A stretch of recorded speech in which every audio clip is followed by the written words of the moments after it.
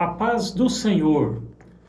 Esta é uma nova gravação da lição 2, a escolha entre a porta estreita e a porta larga. No domingo, dia 14 de abril, tivemos problemas técnicos quando da transmissão da aula presencial no Tempo Central, então estamos gravando novamente para disponibilizar a sequência deste segundo trimestre. Tema da lição de hoje, a escolha entre a porta estreita e a porta larga. Texto áureo: porfiai por entrar pela porta estreita, ou seja, lutai, esforçai, porque eu vos digo que muitos procurarão entrar e não poderão. Lucas 13, 24. A leitura bíblica em classe é Mateus, capítulo 7. Da leitura bíblica em classe indicada, vamos ler Mateus 7, versículos 13 e 14. Mateus 7, versículo 13. Entrai pela porta estreita, porque larga é a porta e espaçoso o caminho que conduz à perdição, e muitos são os que entram por ela. Mateus 7, 14. E porque estreita é a porta, e apertado o caminho que leva à vida, e poucos há que a encontrem. Oremos. Graças te damos, Senhor, por esta oportunidade de gravar esta aula. Abençoa os teus servos da multimídia, abençoa a tua igreja em todos os segmentos e abençoa-nos aqui na escola dominical. Dá-nos a direção do Espírito Santo, o perdão dos pecados, a graça transbordante. Em nome de Jesus. Amém.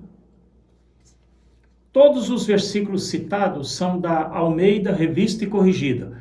Quando de outra versão, eu menciono qual é. Depois de vermos na primeira lição como se inicia o nosso caminho rumo ao céu, o nosso caminho em Cristo, ou seja, pelo novo nascimento. Agora analisaremos este ato de escolha entre a porta estreita e a porta larga.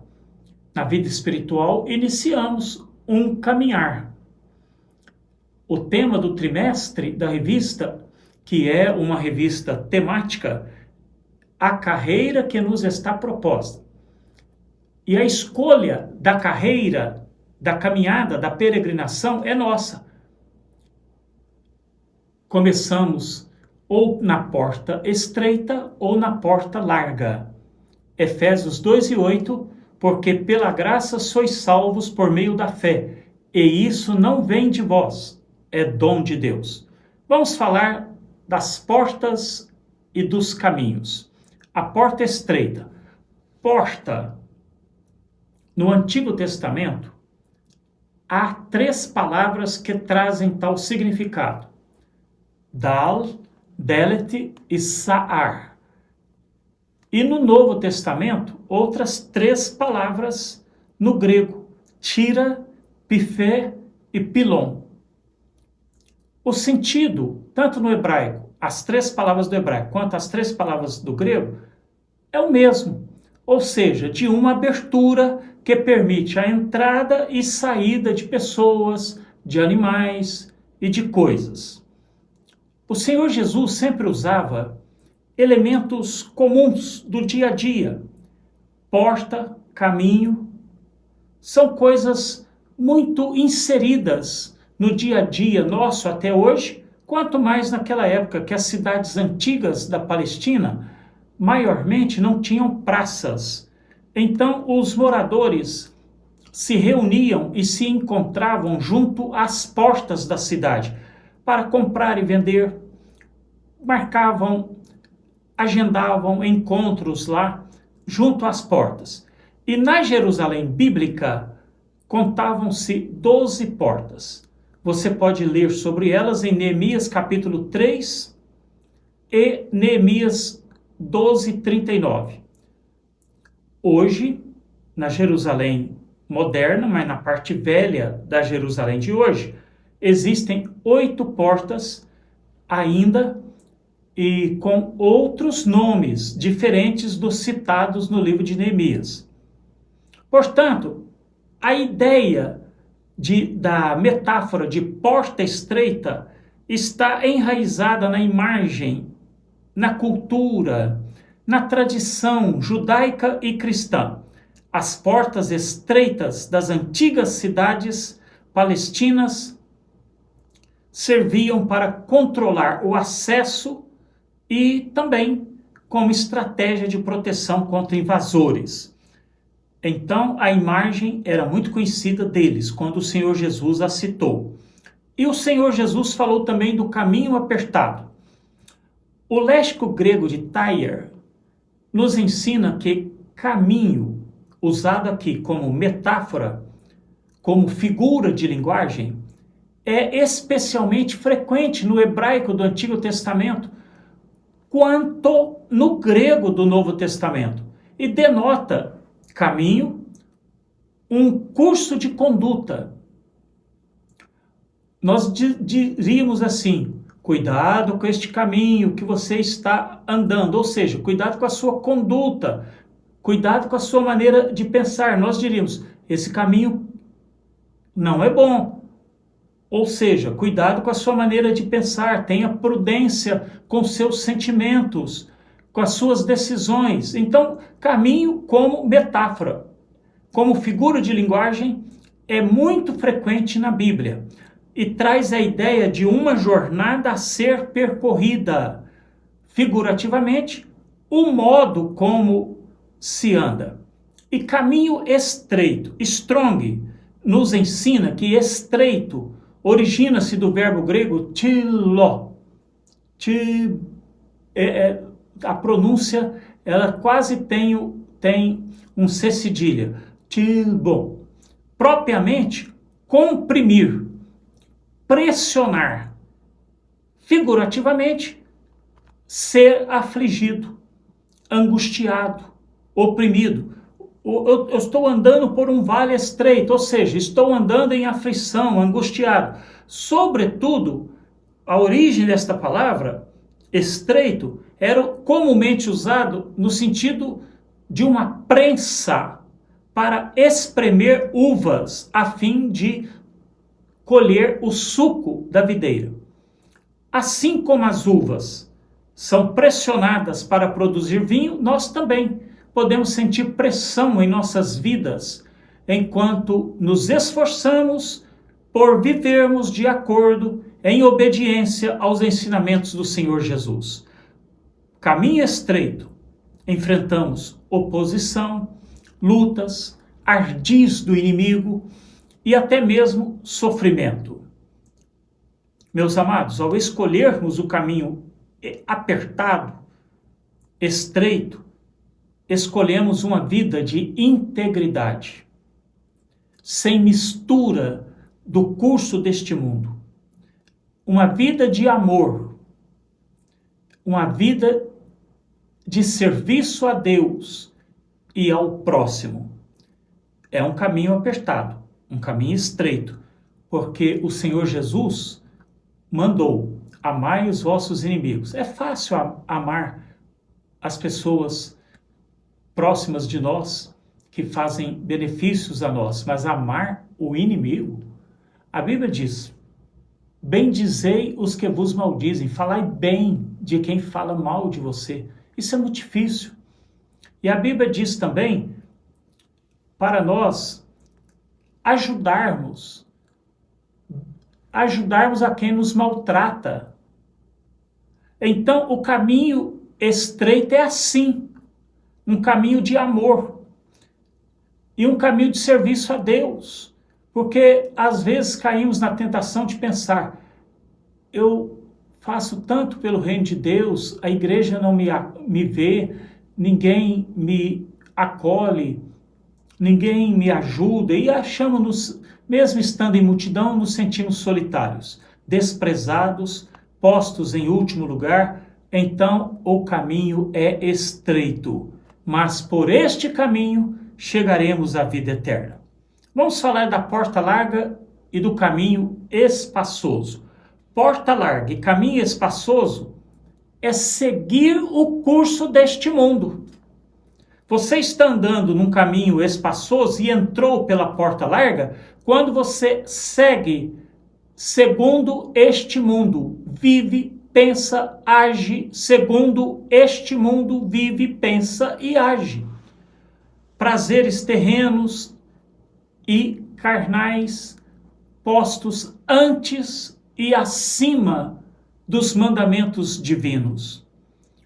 Os próprios interesses, os desejos egoístas postos antes e acima do padrão moral revelado na Bíblia. A porta larga e o caminho espaçoso não consideram o fim.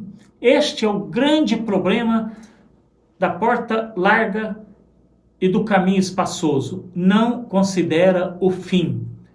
Não considera as consequências morais e espirituais por seguir assim.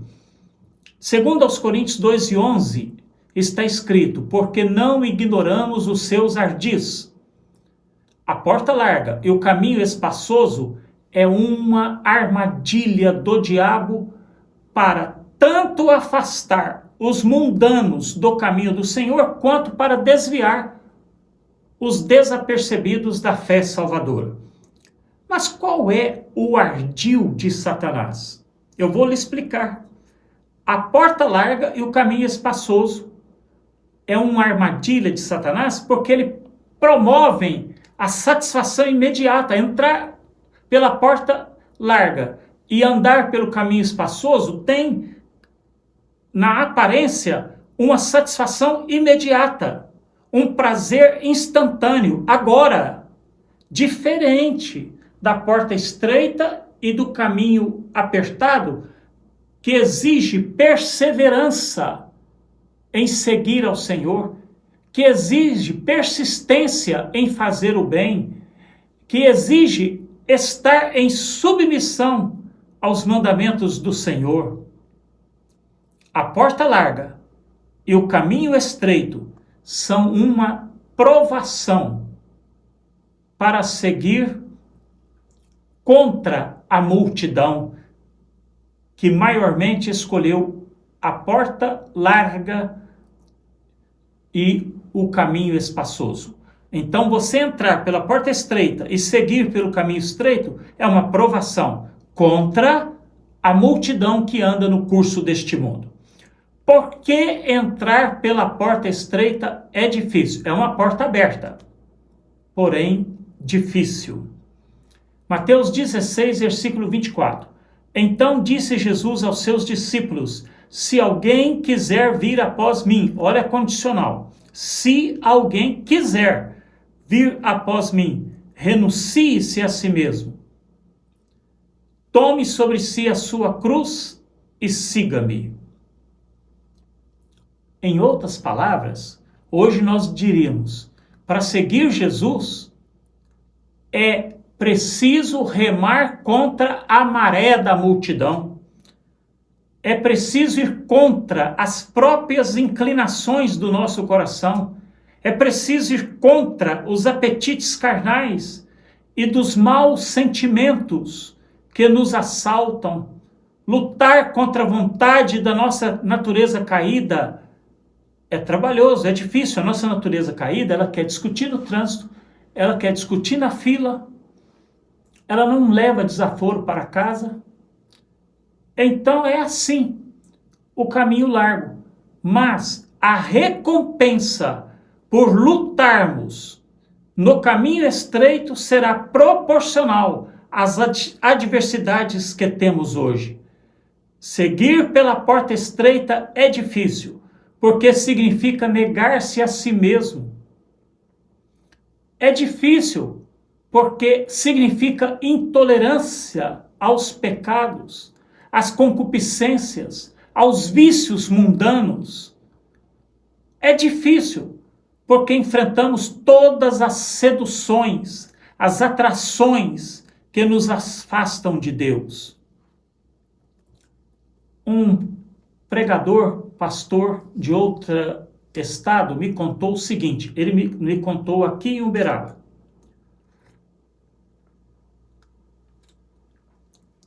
que foi pregar lá no estado de Rondônia, no templo da Assembleia de Deus, cujo templo pequeno era parede a parede com um bar. Do lado de cá, o templo e ele pregando no culto. Do lado direito, um bar com seus barulhos, gritos, carteado, jogo de sinuca e as garrafas. Ele ouvia todo aquele barulho próprio de um bar bem agitado.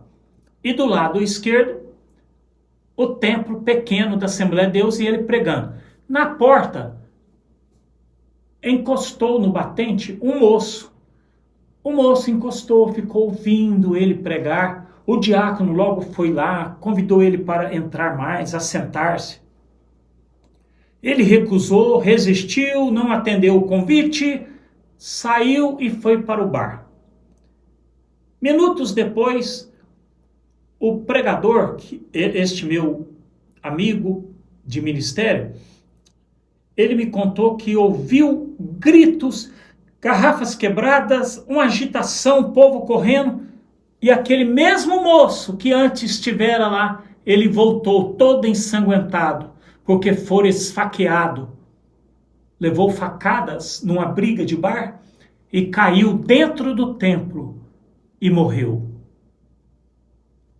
Mas antes de morrer, ele falou para o diácono porteiro: entrei na porta errada. Renunciar-se a si mesmo e tomar a cruz é entrar pela porta estreita. As bem-aventuranças imediatas nesta vida é a promessa de Jesus e a recompensa e benefícios celestiais na vida futura. Gálatas 5:24. Os que são de Cristo crucificaram a carne com as suas paixões e concupiscências. Meus amados, as oportunidades da porta larga são muito atraentes. 1 João 2, vou repetir. Primeira carta de João 2, versículos 15 a 17. Não ameis o mundo, nem o que no mundo há. Se alguém ama o mundo, o amor do Pai não está nele. Porque tudo o que há no mundo, a concupiscência da carne, a concupiscência dos olhos e a soberba da vida não é do Pai, mas do mundo. E o mundo passa, e a sua concupiscência, mas aquele que faz a vontade de Deus permanece para sempre. Amar o mundo é estimar, desejar, buscar, e quantas e muitas vezes, através de apetites desordenados, por a felicidade, a satisfação no curso deste mundo. Mundo aqui, quando o apóstolo escreveu não ameis o mundo, tem 4 palavras no grego para mundo. Tem a palavra ge, de onde vem geografia, que é o chão que pisamos, é o planeta, com seus relevos, rios, oceanos, esse planeta Terra. De onde vem a palavra geografia, tem a palavra grega ge. Aqui não é usada essa palavra. A segunda palavra é cosmos, de onde vem o mundo ordenado dos planetas, do sistema sideral. E nem é também a palavra oikomenes, que é uma palavra de onde vem também a humanidade, é a toda a terra habitada. A humanidade. Não ameis a humanidade. Não é isso. Não ameis o sistema estelar. Não é isso. Não ameis o chão da Terra, o planeta Terra. Não é isso. É a 4ª palavra usada aqui, que ele usou aqui, é aion. Tem 4 palavras no grego para mundo. E a que ele usou é aion. Não ameis o aion, o mundo. Que significa o sistema cultural da época que você vive, o sistema de conduta, de escolha, de comportamento anti-Deus, anti-Bíblia, anti-igreja. Não ameis a época que você vive com o sistema que te lança para longe de Deus. Veja bem, a atração da porta larga se dá pela mente carnal, em buscar as coisas de baixo, as terrenas e passageiras. Jesus falou: vós sois de baixo, eu sou de cima. Mas quem busca as coisas de baixo, as terrenas e as passageiras, por fim alcança a morte eterna. Ora, meus amados, as oportunidades da porta larga são tentadoras e atraentes. O apóstolo João enumerou 3.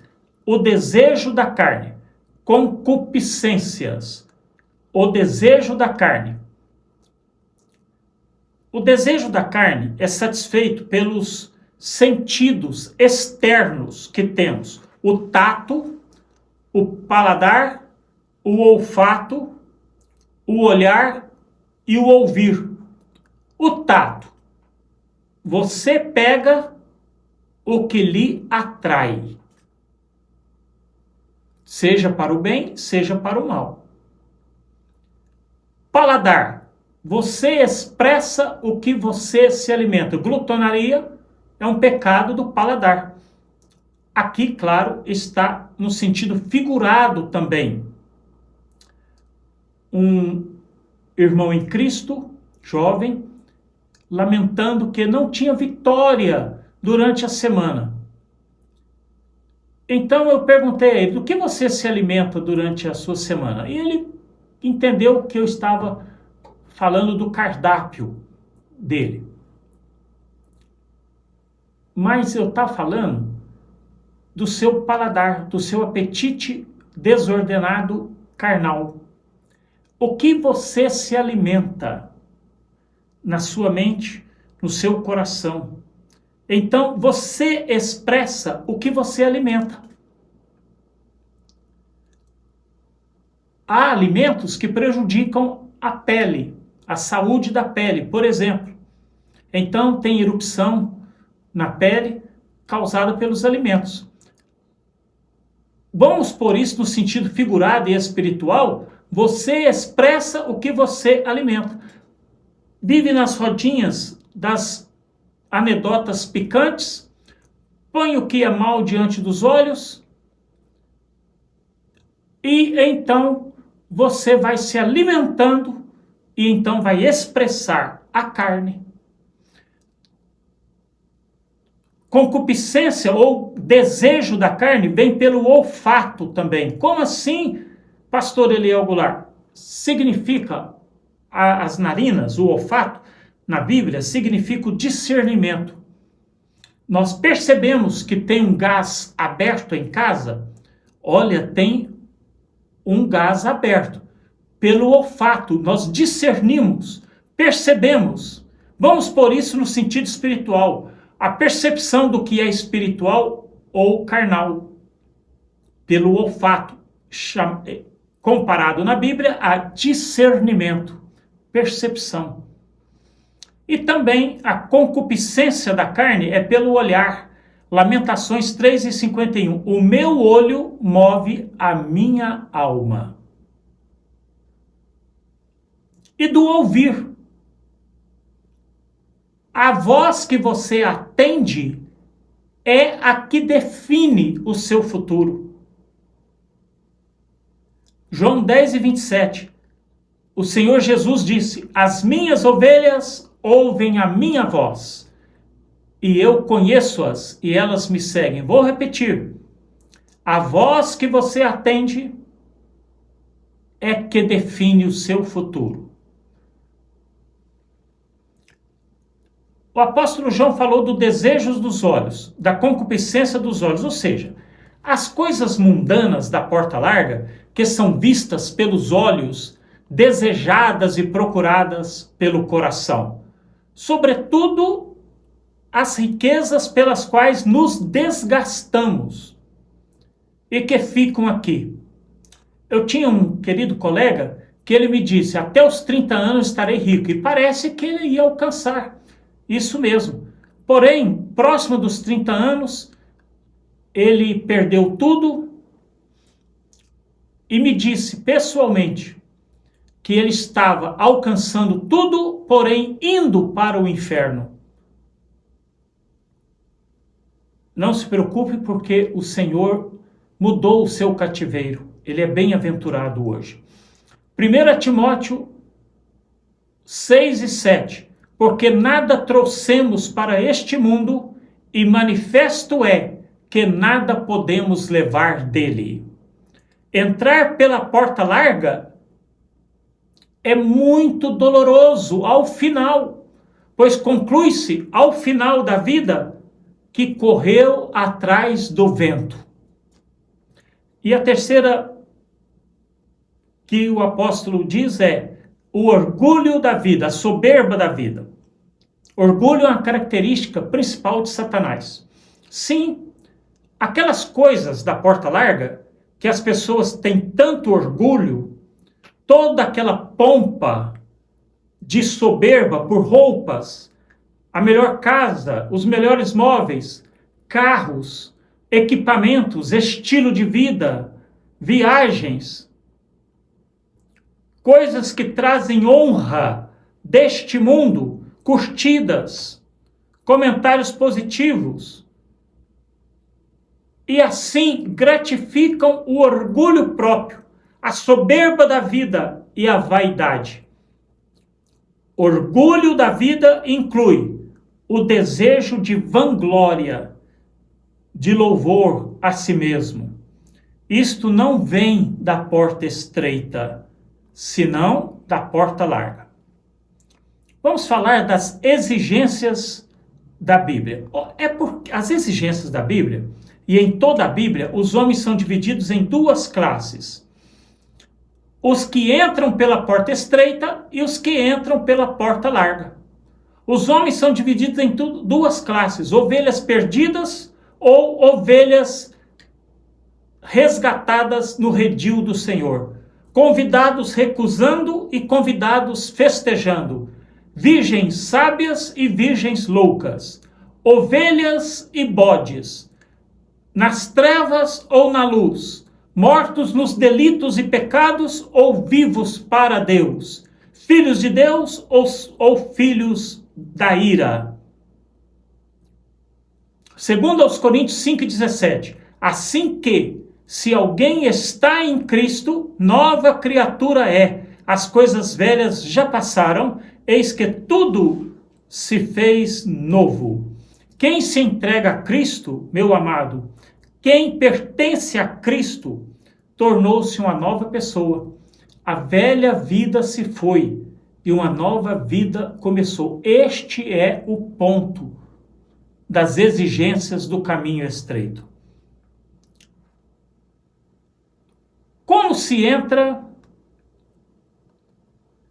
pela porta estreita é o que veremos neste último tópico, já partindo para o final da lição. Primeiro, pelo arrependimento de pecados. O arrependimento é o primeiro aspecto da experiência inicial da salvação experimentada em Cristo Jesus pelo crente. Esta experiência do arrependimento é também conhecida e chamada de conversão. Você ia por um caminho e converge, dá as costas à direção para onde você ia e converge. A conversão autêntica é uma parte essencial e a prova da regeneração, do novo nascimento. A regeneração, o novo nascimento, é obra de Deus no interior. O que você fez para nascer? Nada. Não foi do seu esforço. Da mesma maneira, o novo nascimento. A regeneração é obra de Deus no interior.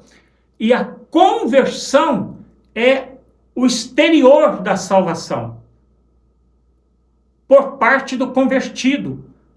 Como assim? Através do arrependimento e fé. O arrependimento tem muito de negativo, porque ele diz respeito aos pecados em seus muitos aspectos e formas, sobretudo a mãe de todos os pecados, a incredulidade.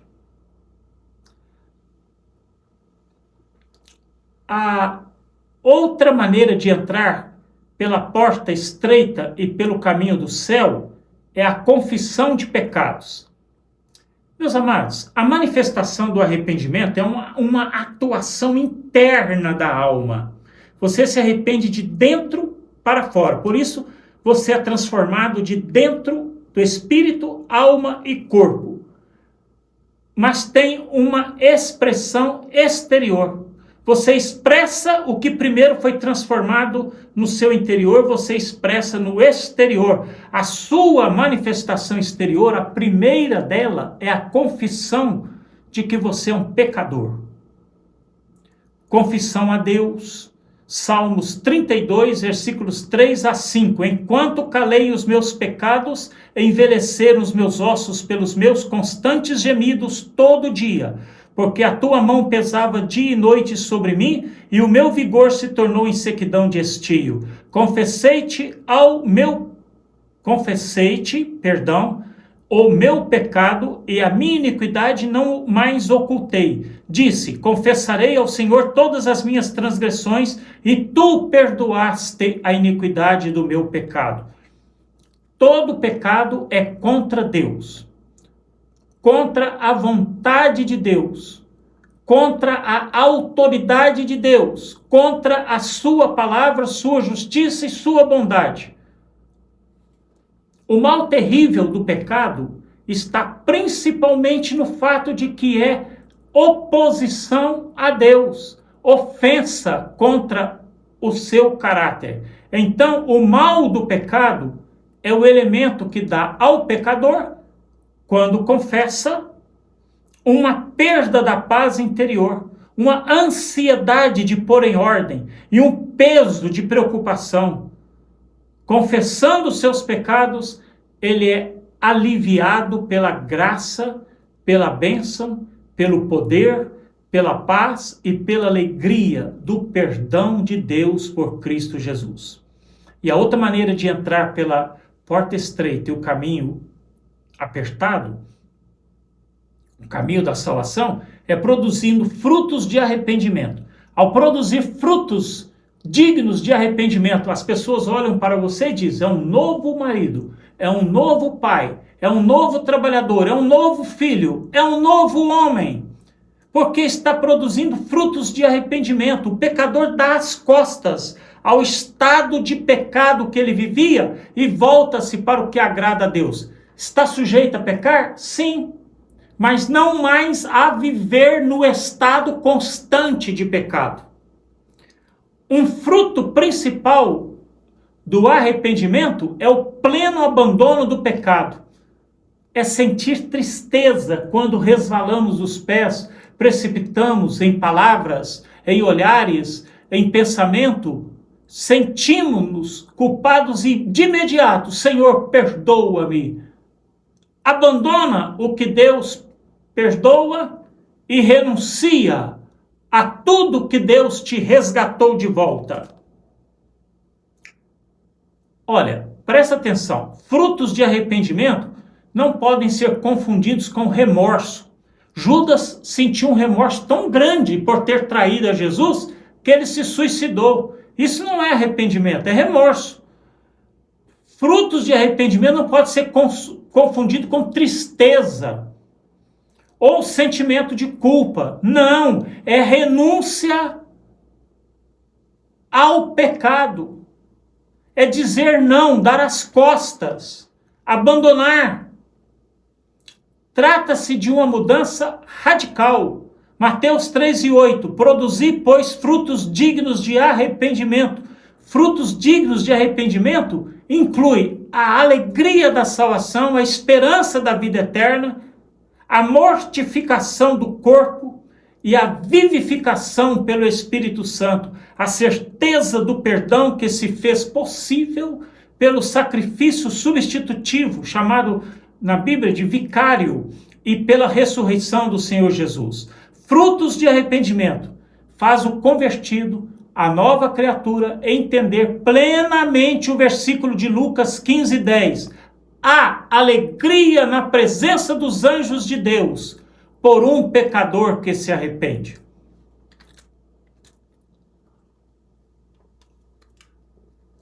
Eu tenho um livro na minha biblioteca de Charles Haddon Spurgeon. Spurgeon, ele nasceu em 1834 e faleceu em 1891. Ele morreu aos 57 anos de tuberculose. Aí, ele escreveu um sermão que publicaram em livro, que o título era Diante da Porta Estreita. Em resumo, a certa altura, esse grande pregador do século XIX pergunta o seguinte: só há uma porta. E se você não entrar pela porta estreita, você perecerá em seus pecados. A porta estreita está lá. Mas, a menos que você entre por ela, não adianta ficar diante da porta. A menos que você entre por ela, que uso ela tem para você? Diante de cada um de nós está a porta estreita e a porta larga. A decisão de escolha é nossa. No mais, Deus proverá.